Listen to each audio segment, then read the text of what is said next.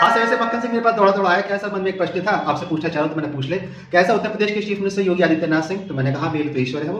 तो बोले उनका वक्तव्य है। तो मैंने ईश्वर का क्या वक्तव्य है? तो उन्होंने कहा सर, उन्होंने एक शब्दावली यूज करी है राजनीतिक इस्लाम। ये राजनीतिक इस्लाम क्या है? तो मैंने इसको ना तो दूसरे चीफ मिनिस्टर के वक्तव्य से समझ ले। मैंने कहा दिल्ली का बम ब्लास्ट हुआ? बोले हाँ सर हुआ। मैंने असम के चीफ मिनिस्टर हेमंत बिस्वा शर्मा, उनका भी एक स्टेटमेंट आया, उनको छोटा योगी बोला जाता है, उनका स्टेटमेंट आया। उन्होंने कहा ये संबंध तो अपने आप में स्थापित हो गया है कि शिक्षा और आतंकवाद का कोई संबंध नहीं है। जो लोग कम्युनिस्ट बुद्धिजीवी सो कॉल्ड जो इनको बौद्धिक बल देते हैं आतंकवादियों को, वो कहते थे शिक्षित लोग नहीं है इसलिए पत्थर फेंकते हैं, ये पढ़े लिखे लोग नहीं है इसलिए ये आतंकवादी गति में जाते हैं।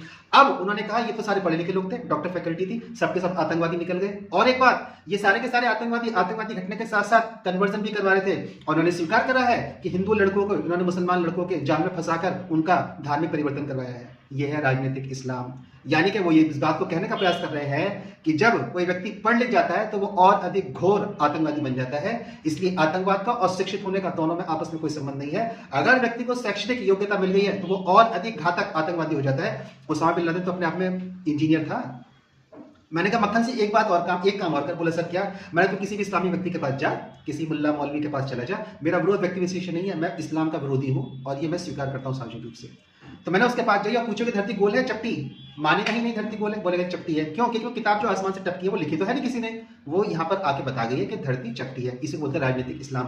अब तो उसे कितना ही समझा लियो, धरती उसके लिए चपटी है। जबकि हम लोग के कम से कम पिछले 5-4 वर्षों से अपने मंदिरों में नवग्रहों की पूजा करते आ रहे हैं, जहां केंद्र में सूर्य और धरती उसकी परिक्रमा कर रही है। हमारे पास चंद्रमा की 16 कलाएं हैं, हमारे पास नक्षत्रों की गणना है और भविष्य शास्त्र यानी कि एस्ट्रोलॉजी के अंतर्गत हमारे पास सारी की सारी इस खगोलीय पिंडों की और इस अंतरिक्ष की गणना यहाँ पर उपलब्ध है और हम एक एक सेकंड की गणना करना जानते हैं। तो अब बता, एक अशिक्षित अनपढ़ सभ्यता के बीच में सभ्यता का इस भारतीय सभ्यता और संस्कृति से मिलन कैसे हो पाएगा? इसलिए जो लोग गंगा जमनी तहजीब की बात करते हैं ना, वह वास्तव में रामद्रोही और देशद्रोही है, जो इस देश के मतदाताओं को मूर्ख बनाने का काम कर रहे हैं, क्योंकि उनको वहां से फंडिंग होती है। और एक नया ट्रेंड अब भारतीय राजनीति में आपको देखने को मिल जाएगा, जहां पे क्रिसमस की प्रशंसा लगातार कराई जा रही है। यानी कि ईसा और मूसा का गठबंधन हो गया है, जो यहाँ की राजनीतिक पार्टी को फंड करके अपने अपने वचनों को यहाँ से उद्वेलित करवा रही है। दक्षिण का एक राजनीतिक परिवार क्रिश्चियनिटी में आ गया है, दक्षिण का एक दूसरा राजनीतिक परिवार वह भी क्रिश्चियनिटी में आ गया है। बिहार का एक राजनीतिक परिवार में क्रिश्चियन बहू की एंट्री हो चुकी है और उत्तर प्रदेश के राजनीतिक परिवार में एक प्रमुख नेता है जिन्होंने अभी दिवाली के परिप्रेक्ष्य में दिवाली को बुरा बताकर क्रिसमस की प्रशंसा करी है।